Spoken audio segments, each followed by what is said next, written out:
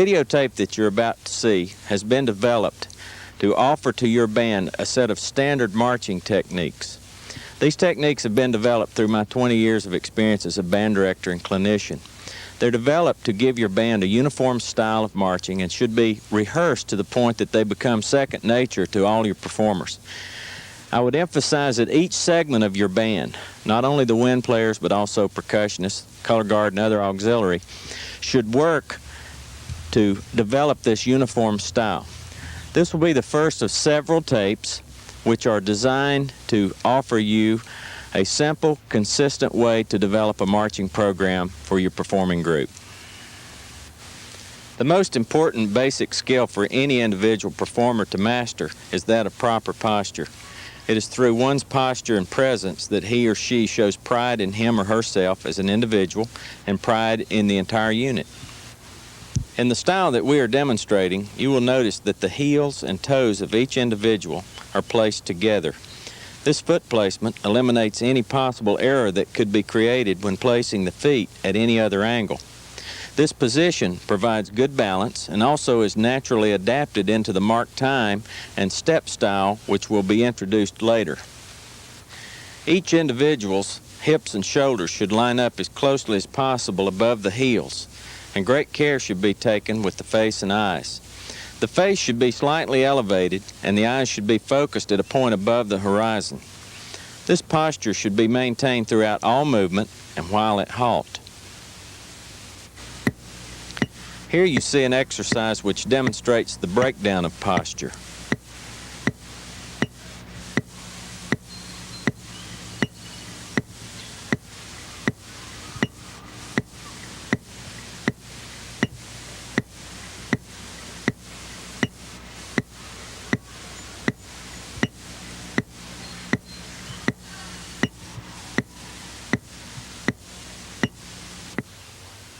Since timing is of the utmost importance to a marching unit, our vocal command system will utilize a rest count. This will provide an accurate pulse to the performer. The rest count occurs between the initiation and execution of the command. The band director, drum major, or commanding officer addresses the unit when calling them to attention in the following manner. Band 10, hut, rest and hit, as you were. Band 10 hut gets the attention of the group and prepares them to come to attention.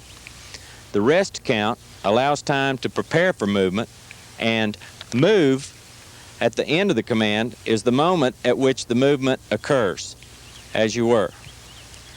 In some instances, as you will see later, the movement is initiated on the rest count. The rest count can be vocalized, or the commander can choose to leave it silent. For example, band 10 hut, move. This command response system will remain consistent throughout all the maneuvers described on this video. The main concern in instrument carriage, particularly in a carry position, is consistency within each section. It is not practical to carry a piccolo as one carries a trumpet and play it effectively. So what we will strive for is uniformity within each individual section. Different bands may choose different hand positions and styles of carriage, but all section members should strive for uniformity. The director and section leaders should decide on all details concerning horn carriage, with careful attention given to the overall appearance of the group. The one consistent thing that we need to accomplish is to carry each instrument in such a way that it can effectively be raised to playing position within one count. We'll now have Andy demonstrate this technique. Band, horns up, rest and hit. Band, horns down, rest and hit. This movement works equally well for mellophone, trombone, and bell front baritone. For those instruments, plus the flute, the parallel to the ground carriage gives a very neat appearance and an excellent point of reference for the performer. The saxophones can be carried directly in front of the body when in playing position. Clarinets should not attempt to alter the angle at which they normally play the instrument. Bell front marching baritones, mellophones, trombones, and trumpets share the same movement and carriage style. Euphoniums, baritone horns, tubas, and sousaphones should be concerned with standardizing hand positions within their sections and with raising the instrument to playing position with the least amount of movement. Percussionists, by the nature of their carriers and equipment, tend to appear uniform, but careful attention should be given to hand position. Auxiliaries need only to standardize hand position and equipment angles. Added emphasis can be attained by adding an audible drum click or other sound. Band, horns up, rest and hit. The mark time exists to maintain pulse without moving or without a form change. We're going to demonstrate both the high and the low mark time with the idea that both can be effective depending on the choice of the director and the style of the music. The director, in this case, needs only to indicate where the performer will feel the pulse. In this case, the pulse point will be the heel. This particular low mark time is utilized by having the student lift the entire foot parallel to the ground to approximately a 1-inch level, and then returning the foot to the original position. In summary, the low mark time style that we're utilizing here keeps the pulse in the heel, offers a low exposure to error, and adapts well into the step style which we'll be presenting later. The high mark time is much more difficult to execute in a uniform manner, requires much more effort from the individual performer, but adds tremendous visual energy to any performance. The style of mark time that we are demonstrating is the natural drop, where at the top of the leg lift the ankle meets the knee while the foot and toes hang naturally. This style will now be utilized to give a breakdown exercise for the mark time. To demonstrate, I will subdivide each step into 4 segments. On count 1, the heel is lifted as the toe remains in place. This is to emphasize to the performer that the toe leaves the ground last. On count 2 of the breakdown, the ankle is raised to the knee of the supporting leg. Care should be taken to assure that the supporting leg is straight. This segment of the breakdown emphasizes the height to which the leg is lifted. On count 3 of the breakdown, the toe touches the ground as the heel remains elevated. The emphasis here is on the fact that the toe and heel touch the ground at separate times.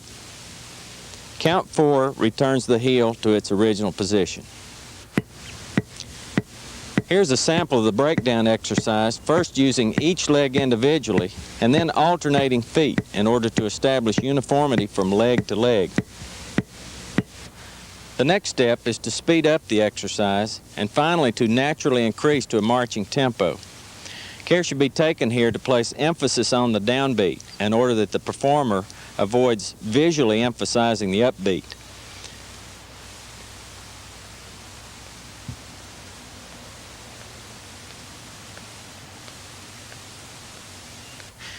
Many times in counting, we tend to accent the and count. Therefore, the top of the lift becomes accented and we lose the pulse. We don't have uniformity throughout the entire count. The high mark time will require a lot more time in rehearsal, but it adds a tremendous amount of excitement and energy to any performance. The step-off should be as natural as walking across a room, but it creates a lot of problems for beginners. In this demonstration, we're going to preface the step-off with a 4-count mark time. This is not required, but it establishes a pulse before we create movement. I will give the command, mark, time, march, rest, and move. This can be designed into your program if you wish. Mark, time, march, rest, and 1, 2, 3, 4, hit. The actual step-off in these demonstrations will occur with the left foot. One of the important things which happens is that on the count preceding the step-off, the right foot is planted solidly with the heel on the ground, and the feet even with each other. By planting the heel, the student eliminates the potential to step backwards in anticipation of the step-off. Since many marching errors occur on the first step, the foot plant, when properly executed, helps eliminate many of them. Mark, time, march, rest, stand. 1, 2, 3, 4, hit. Plant the feet evenly and make the first step a full step.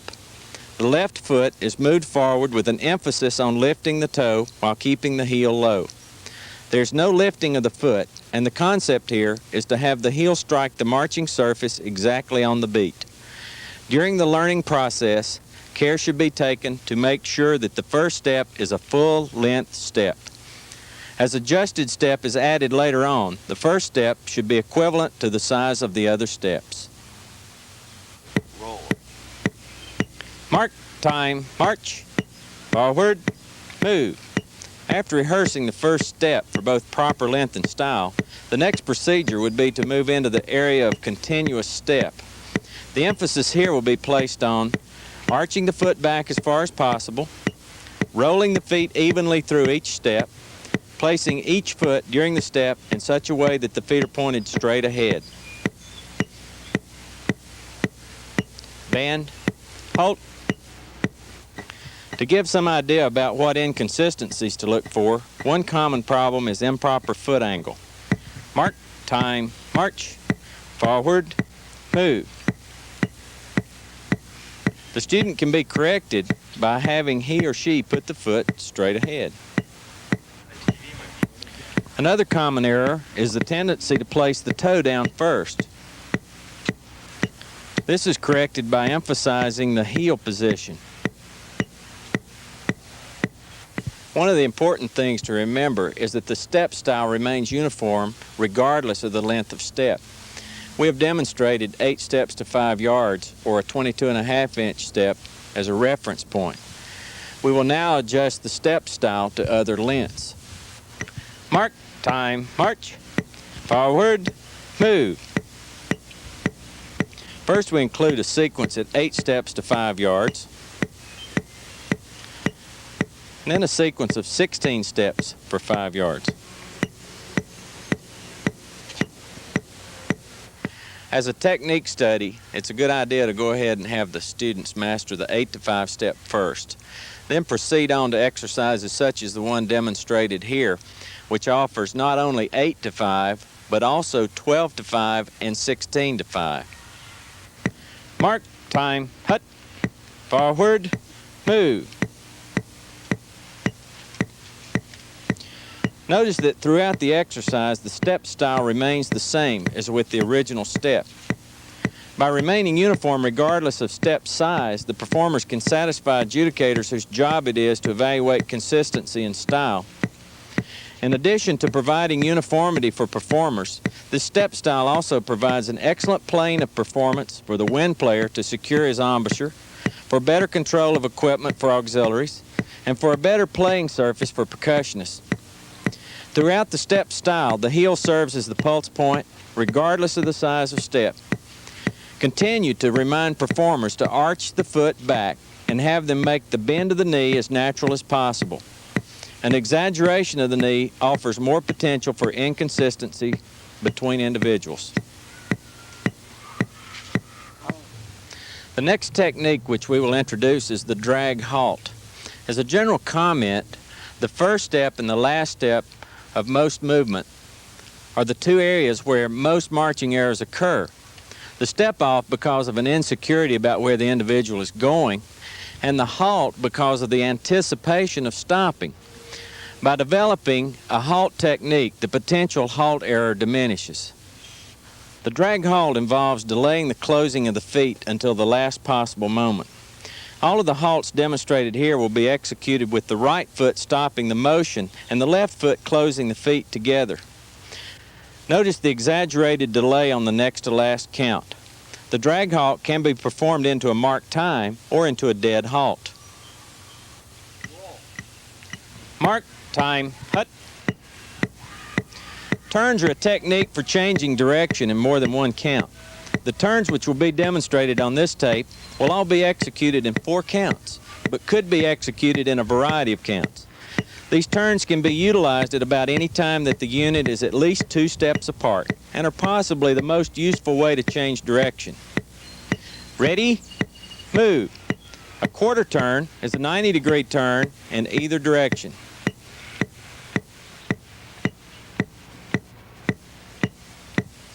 A half turn is a 180-degree turn in either direction. A whole turn is a 360-degree turn, which leaves the performer facing his or her original direction. It is generally used for a special effect. Flanks are defined as a change of direction in one count. The good thing about them is it allows the designer to design throughout the musical phrase. Mark, time, march. Flanks are also recognized as individual actions, which are more difficult to execute, therefore earning more credit during adjudication. We will begin our series of flank movements with the left flank. Forward, move. The technique for properly executing the left flank calls for the pivot to occur on the ball of the right foot. The first step in the new direction is taken with the left foot at a 90-degree angle to the original direction. The upper body should remain firm and can add extra crispness to the technique. To gain maximum effect from the left flank, it is necessary to delay until the last possible instant before changing direction. This delay is based on the same principle utilized earlier with the drag halt. Band, halt. In order to continue in a logical teaching sequence, the next flank taught should be the to the rear march. Mark, time, march. Forward, move. The movement is initiated exactly as the left flank, but changes direction 180 degrees as opposed to the 90-degree angle of the left flank. The pivot again occurs on the balls of the feet, and the first step in the new direction is taken with the left foot. Band, halt. The right flank utilizes a slightly different technique. Mark, time, march. Ready, move. The pivot occurs once again on the ball of the right foot, but in order to flank right, the left foot must cross in front of the right. Because of the distance that the left leg must travel, it is not possible to delay movement as long as in the left flank. Band, halt. The lateral slide, which is sometimes called the traverse, is a technique which allows the performer to move laterally while projecting their equipment or instrument to the audience. The slide utilizes many of the techniques which have been presented previously. Mark, time, march. For the demonstration here, we will utilize the 8-to-5 step and will use turns to set up the movement. In order to maintain the projection of the instrument to the audience, the hips and lower body must shift to the new direction of march as the shoulders remain square to the original direction. Lower body control and posture should be consistent with those techniques utilized earlier in the tape. Depending on the individual instrument, it is sometimes beneficial to aim the leading elbow along the path of march. Band, halt. The backward march is executed by having the individual raise up on their toes as he or she moves backwards. Mark, time, march. Ready, move.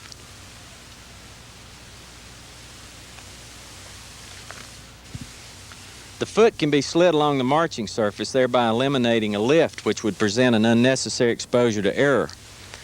Marching on the toes forces the performer to maintain good upper body posture and also presents a good playing surface or embouchure.